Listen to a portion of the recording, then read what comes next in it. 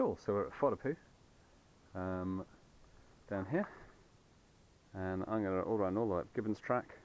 We'll see how it gets to Pararaha Valley, because quite often it's a bit shitty there when it's been raining. It's really hard to cross, and then if we can cross there we'll get to Tunnel Point, otherwise I'll probably go for a bit of a run up the Walker Ridge track.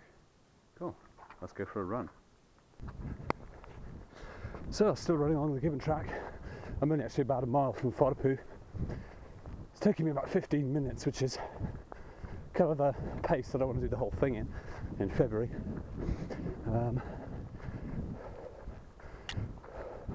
But that's kind of one of the major hills climbing out from Whatipu to take me up and over on my way to Pararaha Valley.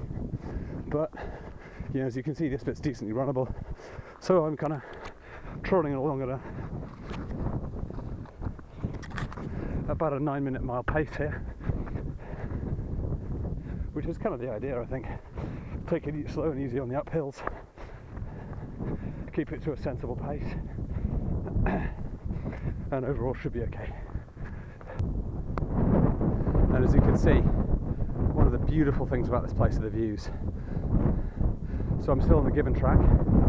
That's the route down and along towards Pararaha, and then further around the corner is Kari, and you can see what the incredible scenery is like. It's a little bit up and down most of the way, but it's just utterly beautiful. And you can see right out into the Tasman there. Cool.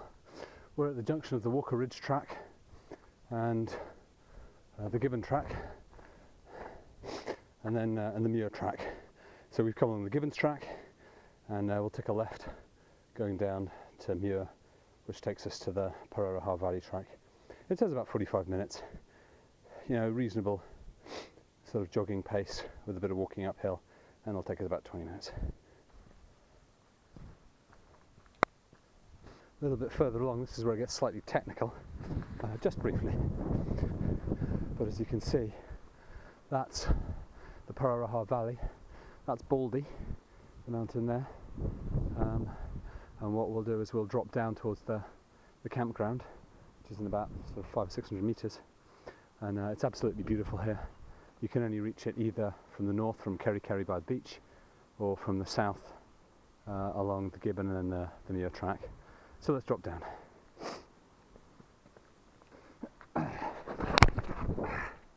Ow. Damn, that hurt. That's the problem with having a camera when you haven't bought a chest or a head strap yet. Okay, bit of a drop, not too bad. But let's just go along the chains and don't fall off again, guys. That would be good, huh?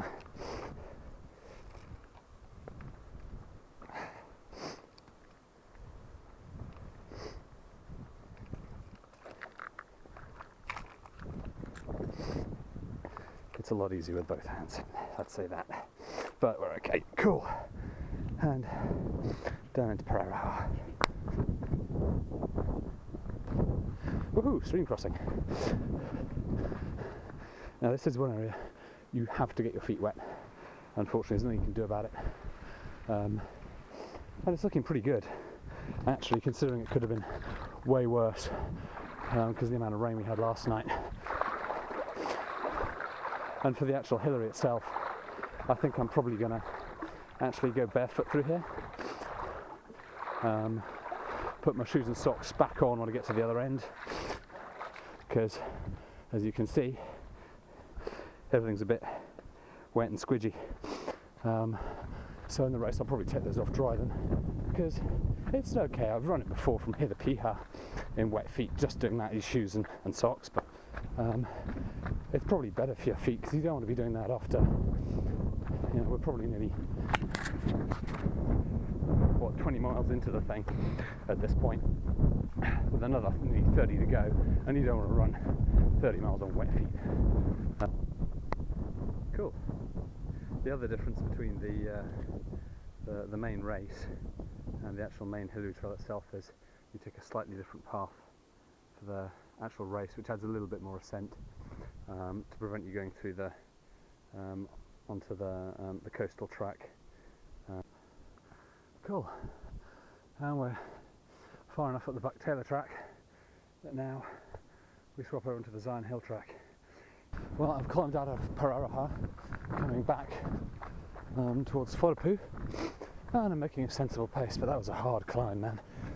Down to 20 minutes a mile just because of the mud and the roots and the sheer height gain, but that's okay. So I've been on the go for 2 hours now, and I've probably got 2.25 miles to go, which what works out at 3.5k, and making decent time. Nice rolling trot, and yeah, it's been a good day out.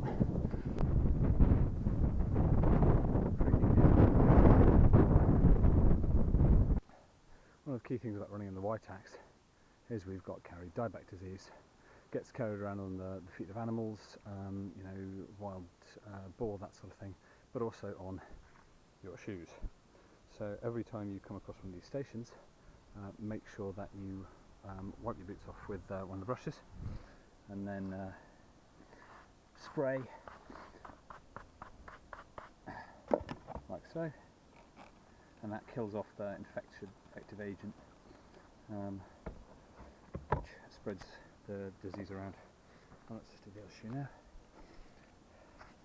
And we're basically back at Whatipu. So we're nearly done.